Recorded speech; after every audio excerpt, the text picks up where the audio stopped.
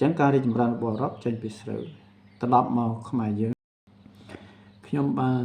ចំណាយពេលច្រើនឆ្នាំឆ្ងល់និងសិក្សាស្វែងយល់ពីការធ្លាក់ចុះនៃសម័យអង្គរថាវាមានឫសគល់ពីណាហេតុអ្វីបានជាវាធ្លាក់ចុះដោយសារតែការចង់ដឹងពីការធ្លាក់ចុះទើបខ្ញុំចាប់ផ្ដើមស្រាវជ្រាវនិងសិក្សាថាមូលហេតុនៃការកើតរីកចម្រើននៃសម័យអង្គរការរីកចម្រើននៃសម័យអង្គរដោយផ្អែកទៅលើមូលដ្ឋានទ្រឹស្ដីរបស់លោកខាងលិចដោយសារយើងអត់មានយើងត្រូវចាប់ផ្ដើមផ្អែកលើគេហៅថាឈរលើស្មារតីណាអញ្ចឹងយើងយល់ពីគេហើយយើងសិក្សាពីខ្លួនឯងដោយការប្រៀបធៀបទេនៅក្នុងសភៅរបស់សង្សាក់ Rousseau Origin of Human Nature ប្រភពដើមកំណត់នៃមនុស្សហ្នឹងគាត់បាននិយាយថាអឺរ៉ុបរីកចម្រើនដោយសារមានដែកហើយនឹងស្រូវឡប់មកខ្មែរយើងសម័យអង្គរមូលហេតុដែលព្រះមហាក្សត្រសម្រេចចិត្តជ្រើសរើសយកតំបន់អង្គរគឺមិនមែនជារឿងចៃដន្យទេប៉ុន្តែវាពាក់ព័ន្ធទៅនឹងផ្នែកយុទ្ធសាស្ត្រផលិតភាពដែរគឺដែកហើយនឹងស្រូវនឹងឯង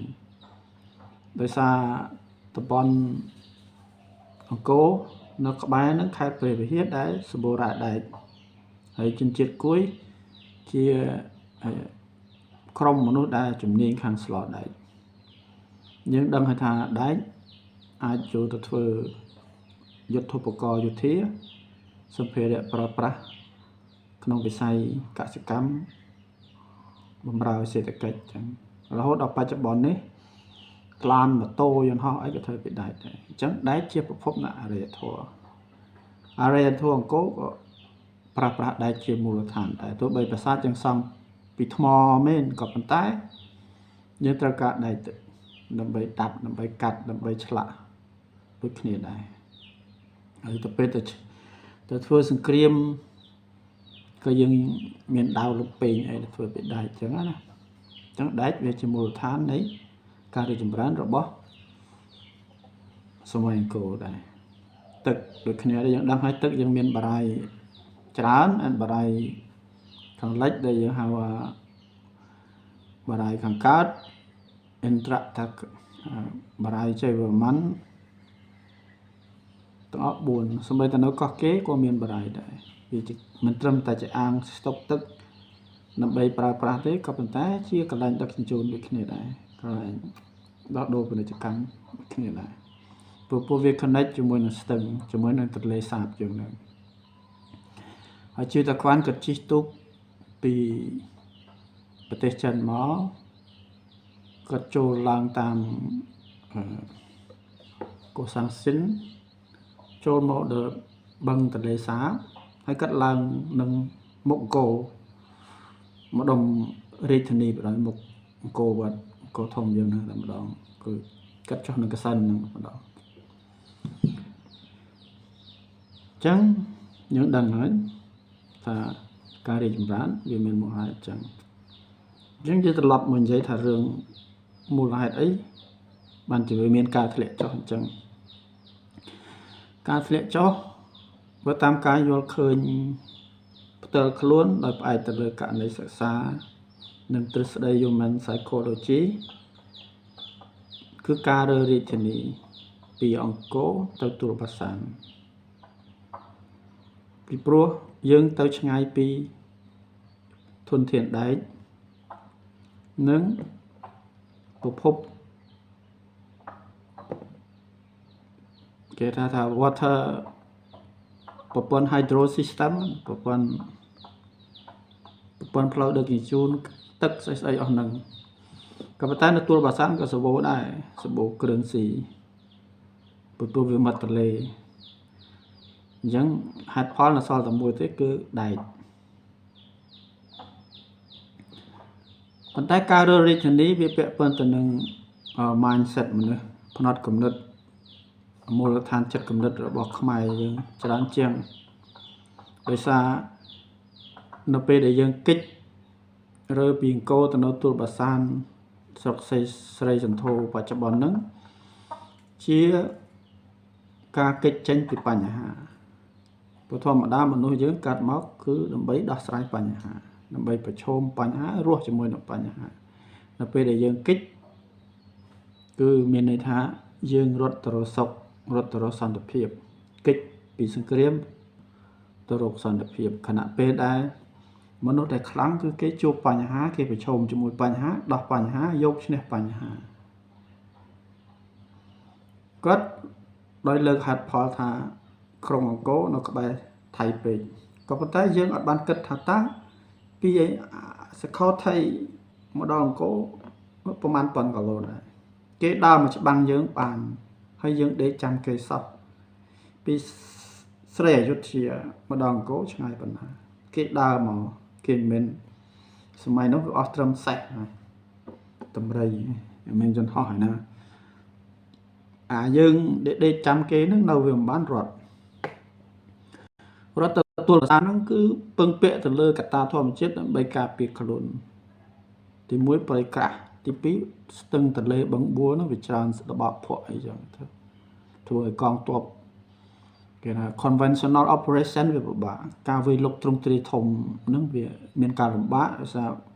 កត្តាភូមិសាស្ត្រហ្នឹងអញ្ចឹងព្រះអង្គក៏គិតទៅអញ្ចឹងសន្តិភាពដែលយើងបានកាលពីសម័យនោះគឺជាសន្តិភាពដែលបានពីការគេចវេះគេរស់នៅសោយសុខទៅការរស់នៅផាសុខភាព comfort zone សុភមង្គលនៅក្នុងរាជវាំងហ្នឹងវាជា role model សម្រាប់ប្រជាជនដែរចង់បានតែសុខសមសុខចឹងគេចពីកន្លែងចន្លោះទៅរកសុខចឹងនៅពេលដែលផ្លូវចិត្តយើងចាប់ផ្ដើមទន់អានឹងវាសំមកតិចតិចណាវាមិនមែនមកដល់បាត់ពូជអ្នកចម្បាំងតែម្ដងទេគេវាគេថាភាពរិចរិលតិចរហូតដល់នៅពេលដែលដល់ដំណាក់កាលមួយដែលយើងទន់ខ្លាំងយើងខ្លាចតែជាអ្នកសុំគេដល់ពេលថៃវ័យយើងរត់ទៅសុំយួនពេលយួនវ័យយើងរត់ទៅសុំថៃពីថៃអញ្ចឹងសន្តិភាពកាលពីសម័យក្រោយអង្គរគឺយើងបានពីការរត់គេចហើយនឹងសុំគេអញ្ចឹងវាជាសន្តិភាពមួយដែលធ្វើឲ្យខ្មែរខ្លួនឯងបាត់បង់ម្ចាស់ការលើខ្លួនឯងគ្មានជំនឿលើខ្លួនឯងនិងមិនហ៊ានសម្រេចចិត្តលើជោគវាសនាខ្លួនឯងទាំងវាតគ្នាមកយើងរៀនចាប់ផ្ដើមរៀនត្រូគេរៀនលូនទៅរកគេហើយជិះជាន់អាអ្នកដែលខ្សោយជាងហ្នឹងវាជាកត្តាចិត្តសាស្ត្រមួយដែលយើងបានពីព្រះមហាក្សត្រកំណត់គោលនយោបាយរើរាជធានីហើយប្រជាជនយកអេរិយាបថរបស់ព្រះមហាក្សត្រជា role model ជាស្តង់ដារសង្គមមួយពីព្រោះរវាងមេដឹកនាំហើយនិងប្រជាពលរដ្ឋវាជាឥទ្ធិពលលើផ្លូវចិត្តឲ្យគ្នាទៅវិញទៅមកទៀតព្រះមហាក្សត្រកិច្ចវេះប្រជាជនធ្វើរៀនតាមហើយនៅពេលដែលប្រជាជនអត់បានរៀនសូត្រគ្មានគំនិតទៅខ្លួនដែរស្ដេចក៏ធ្វើតាមដែររៀនពីគ្នាទៅវិញទៅមកដែរការដែលយើងរត់គេចវេះការរើរាជធានីមូលដ្ឋានផ្លូវចិត្តមួយដែលធ្វើឲ្យខ្មែរមានផ្លូវចិត្តបាត់បង់ម្ចាស់ការមិនឯករាជ្យការសម្រេចចិត្តធំតាក់ទិនទៅនឹងវាសនាជាតិខ្លួនឯងមិនចំពោះតែអ្នកដឹកនាំនិងប្រជាពលរដ្ឋទេគឺអត់មានឯករាជ្យទេអត់ម្ចាស់ការទេមួយទៀតពាក់ព័ន្ធនឹងមនោគមវិជ្ជាដែរនៅក្នុងព្រហ្មញ្ញសាសនាគេបែងចែកវណ្ណៈ4វណ្ណៈព្រានវណ្ណៈក្សត្រយៈវណ្ណៈកសិករវណ្ណៈធម្មតាយើងវាសៈហើយនិងវណ្ណៈទេសករនៅក្នុងនោះមានវណ្ណៈក្សត្រ ជាវណ្ណៈអ្នកចម្បាំងនៅពេលដែលរើរាជធានីពីអង្គរទៅនៅស្រីសន្ធរហ្នឹងគឺព្រះមហាក្សត្របានបាត់បង់ភាពជាអ្នកចម្បាំងបដាហើយពីព្រោះនៅក្នុងទ្រឹស្ដីព្រហ្មញ្ញសាសនាអ្នកចម្បាំងដែលស្លាប់នៅក្នុងយុទ្ធភូមិនឹងកើតនៅលើឋានសួគ៌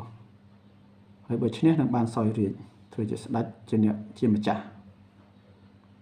ពេលដែលយើងរត់គេចគឺយើងអត់ប្រឈមទេហេតុអីបានខ្ញុំហ៊ាននិយាយថាទ្រឹស្ដីនឹងវាពាក់ព័ន្ធទៅនឹងផ្លូវចិត្តគឺដោយសារឧទាហរណ៍ប្រវត្តិសាស្ត្រប្រទេសជប៉ុននៅសង្គ្រាមលោកលើកទី2មានក្រុម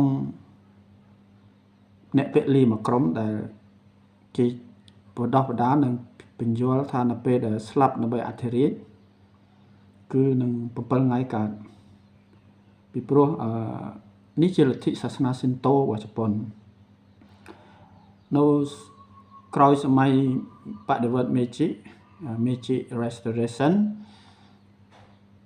រដ្ឋាភិបាលជប៉ុនចាប់ផ្ដើមកាត់បន្ថយឥទ្ធិពលពុទ្ធសាសនាហើយលើកតម្កើងស៊ីនតូវិញដោយសារជាលទ្ធិសាសនារបស់អធិរាជដោយសារចំណុចនោះគេលើកអធិរាជចឹងកងទ័ពជប៉ុនជាកងទ័ពអធិរាជហើយស្លាប់ដើម្បីអធិរាជតែជាទេវតាជាអធិទេពនៅលើផែនដីចឹងមនុស្សសេចក្តីក្លាហានក៏មានដោយសារតែមនោគមវិជ្ជាសាសនាដែរណា